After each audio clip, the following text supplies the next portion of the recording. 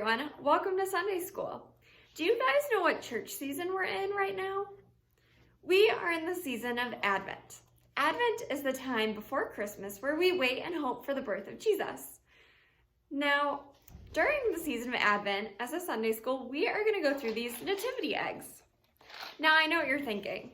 Kayla, we're celebrating Christmas, not Easter.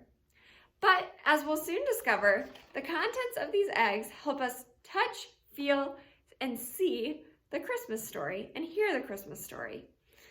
The story of how a child came down to the world so that we may receive the Easter promise, which is to be with God forever in heaven.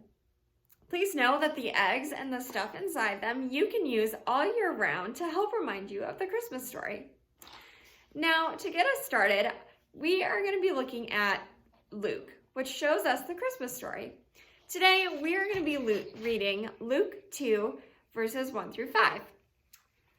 Luke 2, verses 1 through 5 sets the start of the Christmas story, and it goes as follows. In those days, a decree went out from Emperor Augustus that all the world should be registered. This was the first registration and was taken while Quirinius was governor of Syria. All went to their own towns to be registered. Joseph also went from the town of Nazareth in Galilee to Judea to the city of David called Bethlehem, because he was descended from the house and family of David. He went to be registered with Mary, to whom he was engaged and who was expecting a child. Now, let's take out our first egg, which is the red egg. Before we open it, take a minute to shake it and see if you can figure out what's inside. Do you have any guesses? Well, let's find out. Let's open our eggs together on the count of 3. 1, 2, 3. Whoa, Lego bricks. That's so cool. Let's take a minute to build something with them.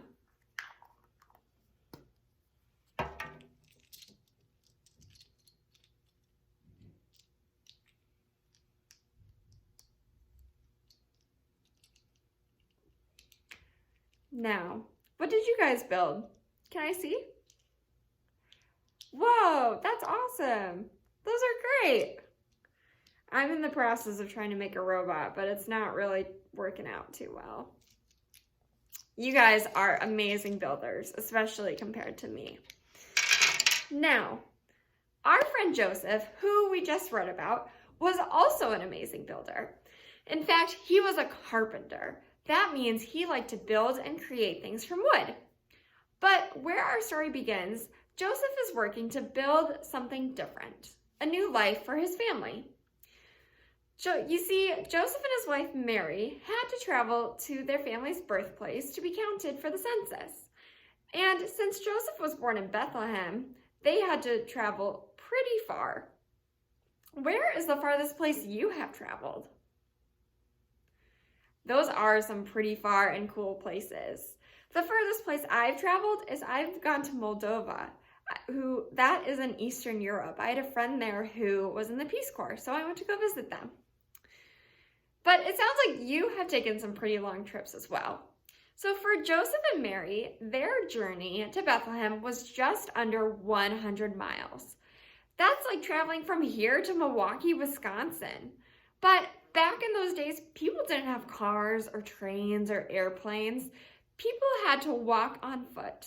So Joseph and Mary walked and walked, and they walked some more.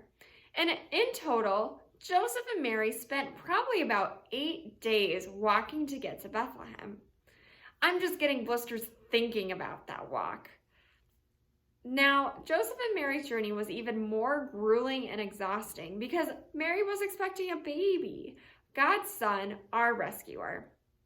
Now, I can only imagine what Joseph must have been thinking and feeling during this walk to Bethlehem and this journey.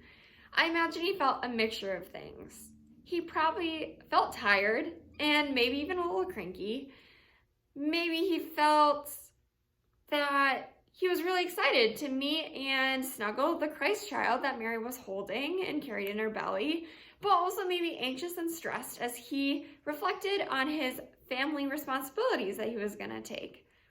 But we also know that Joseph was a man who built a strong foundation with his faith.